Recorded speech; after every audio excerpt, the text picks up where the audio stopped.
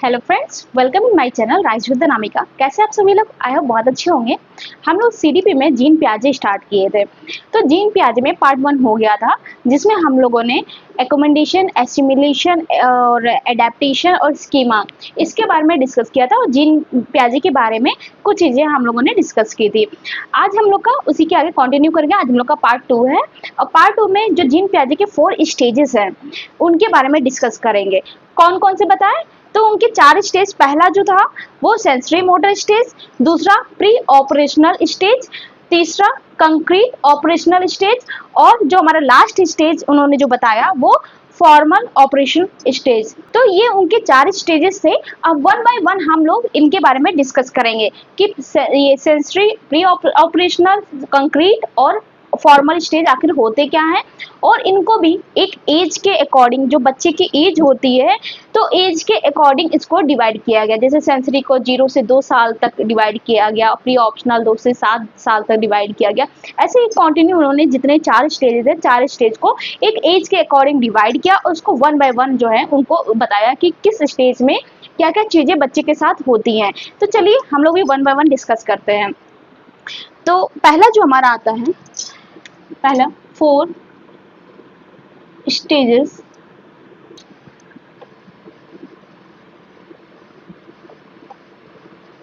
जो 4 ये stages gene पियाजे ने बताए, इन्होंने ये किससे जुड़ी हुई चीजें को बताया? इन्होंने कॉग्निटिव थ्योरी के बारे में बताया। क्योंकि ये जो 4 स्टेजेस हैं ये किससे जुड़ी हुई हैं? कॉग्निटिव थ्योरी, संज्ञानात्मक सिद्धांत। किससे रिलेटेड? संज्ञानात्मक सिद्धांत। जो जीन पियाजे ने संज्ञानात्मक सिद्धांत दिया था तो उससे जुड़ी हुई जो 4 स्टेजेस हैं उसके बारे में जीन पियाजे ने बताया। तो जो पहला हमारा आता है,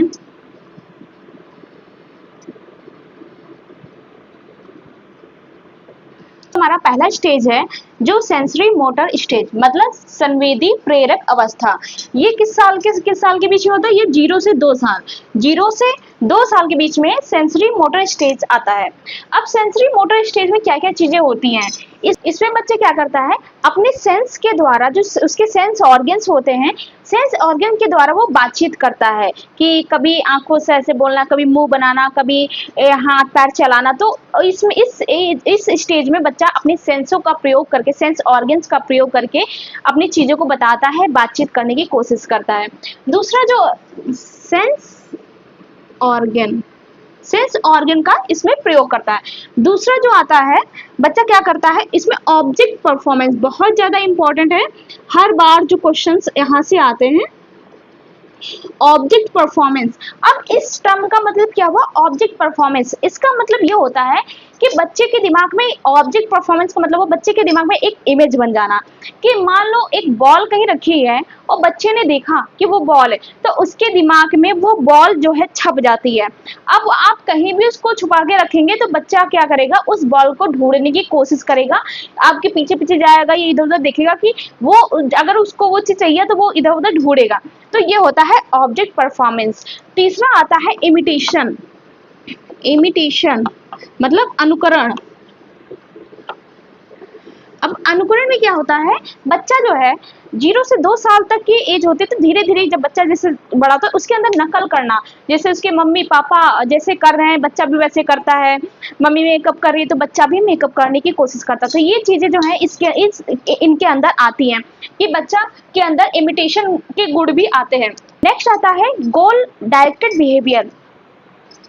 गोल डायरेक्टेड बिहेवियर, बच्चे के अंदर गोल डायरेक्टेड बिहेवियर की क्षमता आ जाती है कि उसका जो गोल होता है, अगर किसी चीज का पाने की, तो उसका वैसा व्यवहार, जैसे मान व्यवहार हो जाता है कि मानो कि अगर वो बॉल रखी है तो बच्चा उस चीज को पाने की कोशिश करता है, तो उसके अंदर गोल डायरेक्टेड बिहेवियर की क्षमता आ जाती है।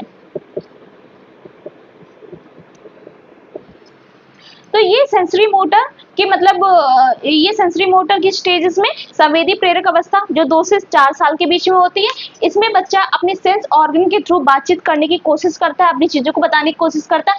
ऑब्जेक्ट परफॉर्मेंस होता है, इसी स्टेज में ऑब्जेक्ट परफॉर्मेंस के गुण आते हैं कि बच्चा जो है कोई भी चीज कहीं रखी है तो उसके दिमाग में इमेज बन जाती है और वो उसी चीज को ढूंढने की कोशिश करता है।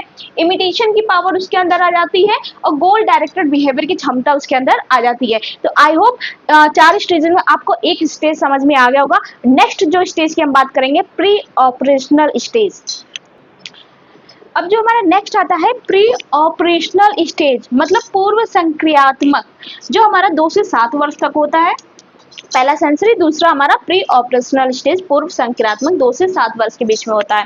अब जो ये स्टेज होती है, अब बच्चा थोड़ा सा बड़ा हुआ, मतलब 2 से 7 साल में 2 से 7 साल के बीच की बात। अब इसमें क्या होता है, बच्चा उसमें सेंस के द्वारा बात कर रहा था, ऑब्जेक्ट परफॉर्मेंस आ रही थी, ये सब चीजें हो रही थी। अब इस स्टेज में क्या होता है, बच्चे के अंदर क्या होता है, स्पीकिंग पावर आ जाती है, मतलब बच्चा बोलना शुरू कर देता है। बच्चे के अंदर सिंबॉलिक पावर आ जाती है, मतलब संकेत करने लगता है, चिन्ह बताने लगता है। बिलीव प्ले, प्ले में जो है वो विश्वास करने लगता है। तो पहला स्पीकिंग,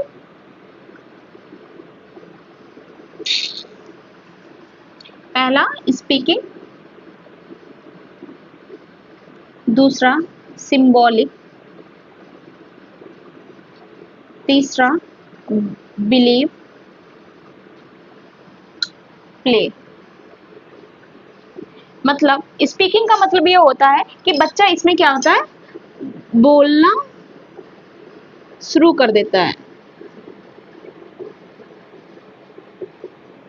बच्चा इस स्टेज में क्या करता है, बोलना शुरू कर देता है। सिंबॉलिक मतलब संकेत और चिन्ह,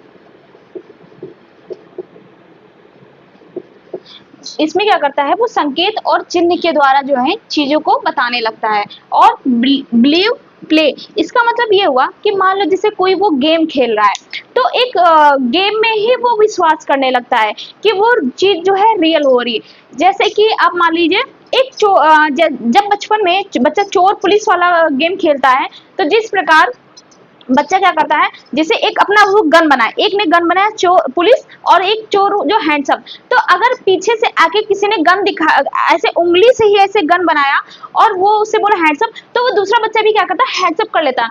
मतलब उसको ये चीज बिलीव हो जाती है, मतलब गेम में ही बिलीव हो जाती है कि वो पुलिस है, मैं चोर हूँ।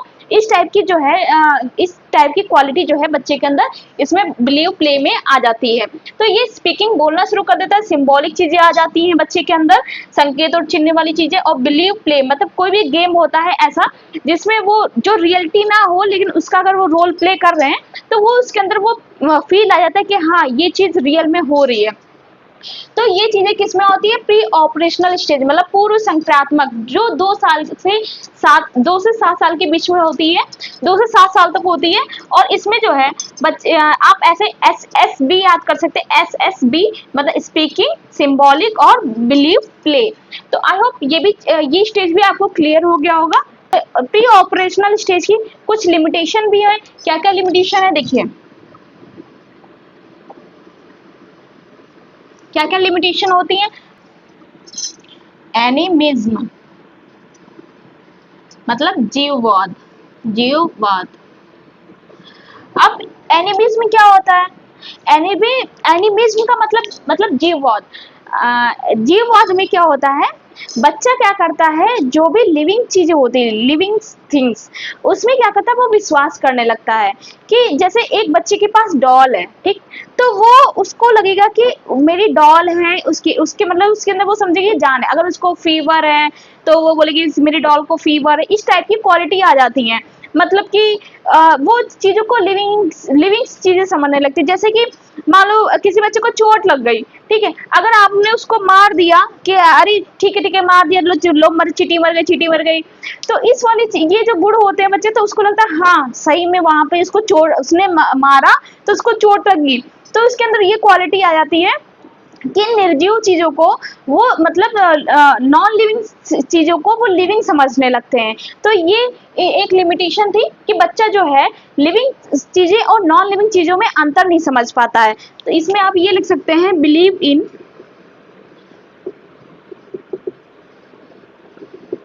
Living things. ठीक, अब देखिए एनिमिज्म आपको समझ में आ गया, मतलब जीववाद, बच्चा जो है लिविंग चीजों में विश्वास करता है, मतलब उसको निर्जीव जीव चीजों में अंतर नहीं पता होता है, उसको हर चीज लिविंग सी लगती है। नेक्स्ट आता है इगोसेंट्रिज्म, मतलब अहम केंद्रिता। बच्चे के अंदर एक जिद्दी वाला स्वभाव आ जाता है। जो बच्चा होता है जिद्दी स्वभाव का हो जाता है और उसको ऐसा लगता है कि मैं जो भी कर रहा हूँ वही सही है, जो मैं बता रहा हूँ जो कर रहा हूँ वो सही है, बाकी सब गलत है। तो उसके अंदर एक जिद्दी वाला स्वभाव हो जाता है, उसी को कहते हैं मतलब अहम केंद्रिता। नेक्स्ट आता है सेंट्रेशन, मतलब केंद्रीकरण। आप एक एक चीजों को समझते जाइएगा, क्योंकि इसको एक एक चीजों को जो बोल रही हूँ लिखना मुश्किल है यहाँ पे, तो आप एक एक चीजों को समझते जाइएगा। मतलब आपको थ्योरी में 3-4 लाइन में एक स्टोरी टाइप की चीजें दी होंगी, फिर आपको समझना होगा कि क्या चीजें हैं। तो आप चीजों को मतलब जैसे आपका कॉन्सेप्ट क्लियर है तो आप उस वो ना कोई भी चीज आपको किसी भी स्टोरी में बना के देंगे तो आप उस चीजों को समझ पाएंगे, रिलेट कर पाएंगे। तो चीजों को समझने की कोशिश करिए, क्योंकि रटने का कोई मतलब नहीं है। अगर आप ऐसे रटते रहेंगे तो कभी भी चीजें समझ में नहीं आएंगी कि आपने एक चीज रटी, कल को उसने क्वेश्चन को घुमा दी तो आपको समझ में नहीं आएगी क्या हो गया। इसलिए चीजों को समझिए। इगोसेंट्रिज्म, मतलब बच्चा इसमें जिद्दी स्वभाव का हो जाता है, उसको मतलब उसको यही लगता है कि मैं जो कर रहा हूँ, मैं जो बता रहा हूँ, जो हर चीज वही सही है, बाकी कुछ नहीं सही है। नेक्स्ट आता है सेंट्रेशन, मतलब केंद्रीकरण। मतलब इसमें क्या होता है कि इसमें जो बच्चा के अंदर क्या होता है कि वो एक ही चीज में फोकस कर पाता है, वो हर चीज पे फोकस नहीं कर पाता है। इरिवर्सिबिलिटी, इसमें क्या होता है बच्चा क्या करता है, जो नंबर होता उसको पलटा पलटी करने में इसको प्रॉब्लम होती है। पलटा पलटी का मतलब ये होता है कि मान लो ये 4+6 है तो ये 10 हुआ। अभी इसी चीज को बच्चे को 6+4 दे दी जाए तो वो बच्चा कंफ्यूज हो जाएगा। ठीक, ये होता है रटने की समस्या कि अगर 4+6 उसको 10 पता 10 होता है, लेकिन अगर उसको कॉन्सेप्ट नहीं क्लियर है कि 6+4 10 कैसे आया तो बच्चा जाहिर सी बात है कंफ्यूज होगा। तो इसमें ये वाली प्रॉब्लम आती है इरिवर्सिबिलिटी में कि बच्चा जो नंबर को क्या करता है पलटने में उसको प्रॉब्लम होती है कि 4+6 10 हुआ, लेकिन अगर उसी को उल्टा मैंने कर दिया 6+4 कर दिया तो बच्चा कंफ्यूज होता है, उसको चीजें नहीं समझ में आती। तो ये प्रॉब्लम इस स्टेज में आती है। नेक्स्ट जो इनके लिमिटेशन है मैं वो सारी चीजें बता रही हूँ। नेक्स्ट है कंजर्वेशन, मतलब संरक्षण। अब कंजर्वेशन में क्या होता है, बच्चे के अंदर जो शेप, बच्चे के अंदर क्या होता है इसमें शेप साइज और क्वांटिटी। बच्चे के अंदर इसमें क्या होता है, जो शेप है साइज है क्वांटिटी है वो उसमें जो है कोई भी फर्क नहीं बता पाता है। कि मतलब जैसे कि मान लीजिए एक बाल्टी है, एक कटोरी है और एक जो है मग है। अगर आपने सेम एक ग्लास पानी सब में डाला तो बच्चा ये चीज नहीं डिफाइन कर पाएगा, वो क्वांटिटी नहीं बता पाएगा कि किसमें पानी ज्यादा है किसमें कम है। ये उसको शेप साइज और क्वांटिटी बताने में उसको प्रॉब्लम होती है। तो ये आता है कंजर्वेशन, मतलब संरक्षण में। आई होप ये जो सेकेंड स्टेज था प्री ऑपरेशनल स्टेज, तो उनकी ये लिमिटेशन है। आई होप आपको ये चीजें समझ में आ गई होंगी कि इसमें कि क्या क्या चीजें एनिज्म, इगोसेंट्रिज्म, सेंट्रेशन, इरिवर्सिबिलिटी, कंजर्वेशन में आपको प्रॉब्लम है। ये किसका है, प्री ऑपरेशनल स्टेज, ये इनकी लिमिटेशंस हैं। तो आई होप ये चीजें समझ में आ गई होंगी। अगर कोई डाउट है तो कमेंट करके आप पूछ सकते हैं, या कि आप मुझे फिर से अगर एक्सप्लेन करना पड़े तो मैं आपको फिर से चीजों को क्लियर कर दूंगी बता के। कंक्रीट ऑपरेशनल स्टेज, मतलब स्थूल या मूर्त संक्रियात्मक, जो 7 साल से 11 साल तक के बीच में 7 से 11 साल तक होता है।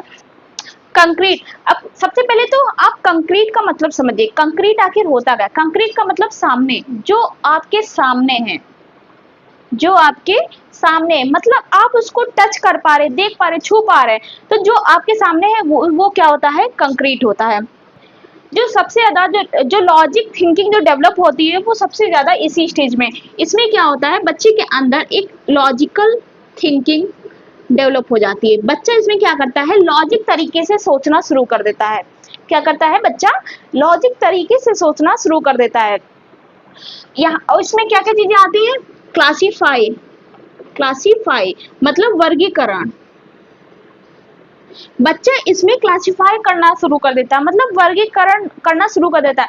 वर्गीकरण करना शुरू कर देने का मतलब ये हुआ कि मान लो हमने उसको ये स्क्वायर बॉक्स दिया, रेक्टेंगल दिया और सर्कल दिया, मैंने इन सबको मिक्स कर दिया। अब मैंने बच्चे से बोला कि इनका जो पेयर है, जो सिमिलर है, आप उस इमेज को, उस शेप को आप अलग अलग रखिए। तो बच्चा क्या करता है, स्क्वायर को अलग कर देता है, ट्रायंगल को अलग कर देता है और सर्कल को अलग कर देता है। तो ये चीजें क्या होती है, बच्चे के अंदर ये गुण आ जाता है। इस स्टेज में बच्चा क्लासिफाई करना शुरू कर देता है, मतलब कि वर्गीकरण करना शुरू कर देता है। नेक्स्ट आता है कंजर्व। जैसा कि इससे पहले वाली स्टेज में बताया, प्री ऑपरेशनल में बताया कि बच्चे को शेप साइज क्वांटिटी में प्रॉब्लम होती है, मतलब वो जो शेप साइज होता है उसकी उनकी क्वांटिटी जो वो नहीं बता पाता, वो उसको समझने में प्रॉब्लम होती है। इस स्टेज में क्या होता है, जो कंजर्व में होता है, बच्चे के अंदर वो क्षमता, जो शेप और साइज, जो शेप और साइज होता है और क्वांटिटी, इनकी समझ हो जाती है।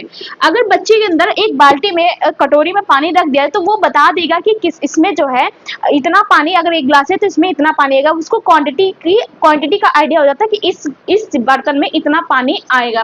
तो इसमें इसके अंदर समझ आ जाती है। नेक्स्ट आता है सीरीज। बच्चे के अंदर सीरीज वाली क्षमता मतलब आ जाती है। जैसे कि आप मान लीजिए असेंबली में खड़े हैं, तो कौन बड़ा है कौन छोटा है, ये चीज जैसे वो लाइन से पहले उससे बड़ा, उससे छोटा, उससे मतलब सबसे छोटा, उससे बड़ा, उससे बड़ा, उससे बड़ा, तो उसके अंदर सीरीज वाली जो है, जो श्रृंखला होती है, वो वाली क्वालिटी भी आ जाती है।